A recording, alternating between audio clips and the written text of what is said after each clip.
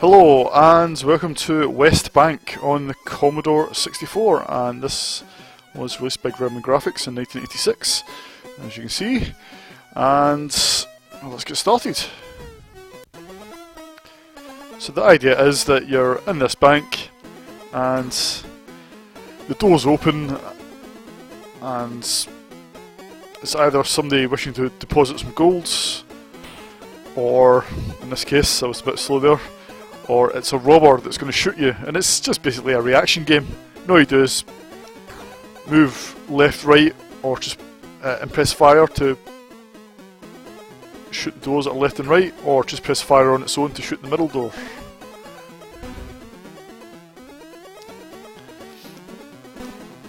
And also you've only got a limited amount of time to shoot somebody before they shoot you.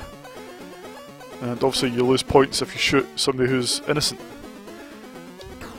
Now, there are actually 12 doors in each level. You can only see 3 at a time though. And at the top of the screen you can see, obviously there's 12 slots at the top there. And 1, 2, 3 now have dollar signs on them. That means that those slots have been filled. And I can now move along to the next set of doors. And you do this by, well, you can only do it when the doors are all shut, and then you push up and right and left to press fire. I think it's up. Oops. Yeah, up and right and left just to keep scrolling along. You can see the numbers at the top now scroll. So the green ones are now on 4, 5, 6, or they're not. They are now. And I'm on the next set of doors. And this is only the first level. Also it gets harder as the game goes along. There are more characters and you get less reaction, less time to react. But at the heart of the game, it's pretty simple. It's pretty much a reaction game.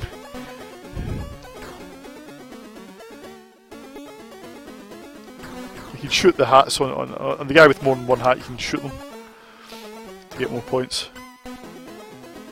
I think sometimes he has a bomb.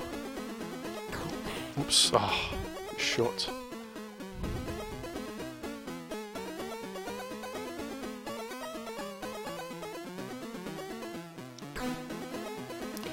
Right, so these doors are all complete. On to the next set.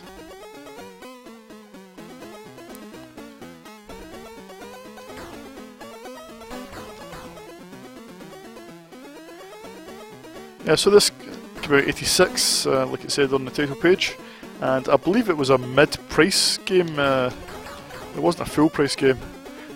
I suppose even Gremlin thought that it didn't really offer enough gameplay to warrant a full price, which is a bit unusual, but I've got to commend them for that.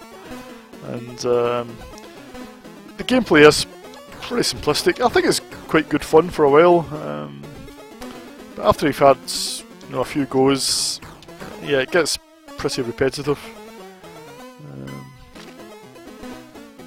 I think graphically it's pretty smart. It's nice and colourful, and all the various characters are really quite well drawn. And the music is by Fred Gray, and it's okay. It's fairly lively and it's pleasant enough, but it's not nowhere near his best material. But oops, shot innocent there. Never mind. Is that game over? Yeah. Yeah, it's nowhere near Fred Gray's best stuff, but it does the job nicely. It adds a bit of atmosphere. You can change difficulty level. You can start on different days. So you start day 1, day 3, or day 6, and you just shoot the appropriate opponent. So we'll start day 3.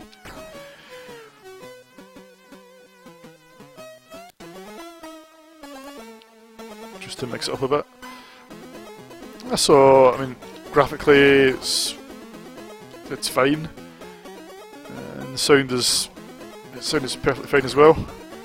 It's just the gameplay. I mean, it's not a bad game by any means. It's just got questionable lastability. But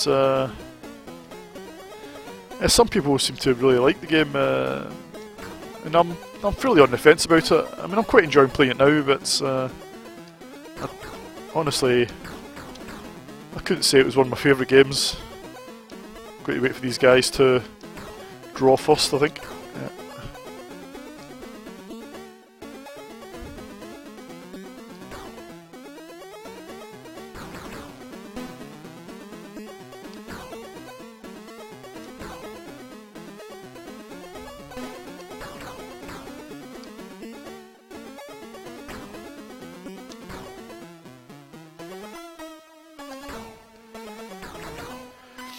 Oh. The thing about waiting for these guys to draw is that I want to move on to the next set of doors. That's a bit annoying, sometimes you can't move on because those characters keep appearing, but it's just a little bit annoying. It doesn't ruin the game by any means.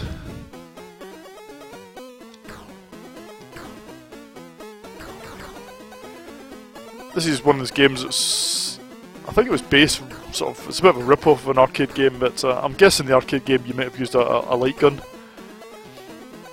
I'm not sure about that, but it's probably one of these games that's a bit more fun with a light gun. Right, what am I looking at here?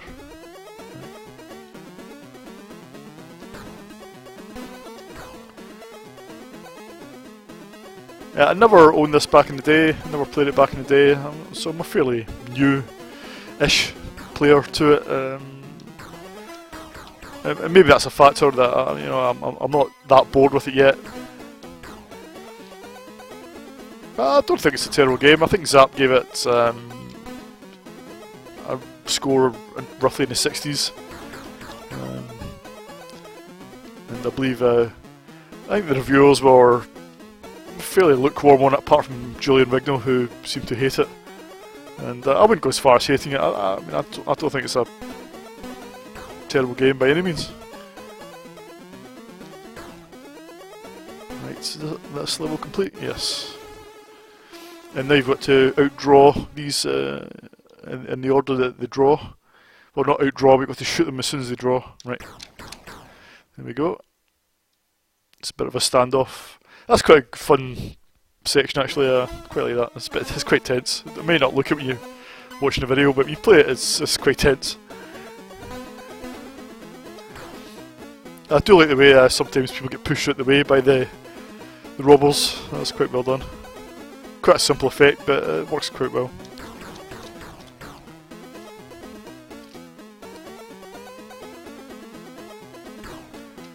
Right, well that's West Bank for you. Yeah, I'll give it, well Zap gave it 60%, I think that's a bit generous.